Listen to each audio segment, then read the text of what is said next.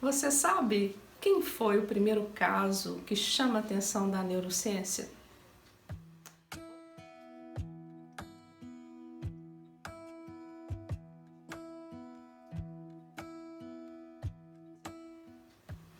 Olá, seja muito bem-vindo ao canal Psicologia com Mônica. É um prazer ter você aqui comigo. Respondendo a questão, provavelmente você não deve saber ou não deve se lembrar. É chamado Phineas Gage. É o caso número 1 da neurociência. Quando tinha 25 anos, um ferroviário, um trabalhador aí das ferrovias nos Estados Unidos, em 1848, esse sujeito ele já era supervisor, então aos 25 anos, né, isso mostra uma seriedade, era um sujeito aí religioso, com características de personalidade como ponderação, era uma pessoa mediadora, né? Então era uma pessoa aí que tinha características muito boas do ponto de vista da personalidade, até para ocupar um cargo de liderança. E estava havendo aí abertura de ferrovias nos Estados Unidos. E o Gage, ele estava aí como supervisor responsável e ajudando também. E ele, né, sem imaginar o que iria acontecer, ele vai num buraco onde já tinha pólvora, ele vai colocar uma barra de ferro, né, que era o trabalho que estava sendo organizado, e a barra de ferro vai fazer um atrito provocando uma explosão. Essa barra de ferro, ela vai atravessar o rosto do Phineas Gage, então ela vai pegar o olho esquerdo, vai atravessar o lobo frontal e vai sair, né, na calota craniana. Depois desse acidente gravíssimo, o Phineas Gage ele tem ali, né, um quadro convulsivo, ele fica muito agitado, mas passado alguns minutos ele estava consciente, ele estava falando, ele passado mais um tempinho ele já conseguia andar. Aí os colegas correram para socorrer, para poder levá-lo, né, até um lugar onde pudesse ter aí um cuidado médico. O médico, ao chegar, né, fica extremamente espantado porque, pela gravidade mesmo dos ferimentos, era para esse paciente ter morrido ou pelo menos estar em coma, e não era o caso, né? Phineas Gage, a partir desse acidente, com certeza, né, ele vai demorar aí um tempo, ele vai ter um quadro infeccioso, ele vai entrar num semicoma, né, então ele vai ter aí alguns obstáculos, né, algumas dificuldades importantes mesmo a superar. Mas passado 3 semanas, ele já estava bem e quis retornar ao trabalho. Só que algo muito curioso foi percebido pela primeira vez.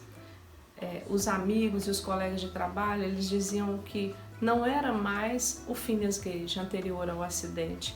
Ele havia mudado radicalmente de comportamento, de personalidade, ele passou a ser impulsivo, ele passou a ter comportamentos grosseiros, ele tinha atitudes extremamente infantis. Então, se alguém chamava a sua atenção, se alguém falava algo que o contrariava, a resposta era de uma criança. Então, vários comportamentos aí que foram chamando realmente, de fato, a atenção das pessoas. Só que Phineas Gage ele não foi acompanhado depois disso.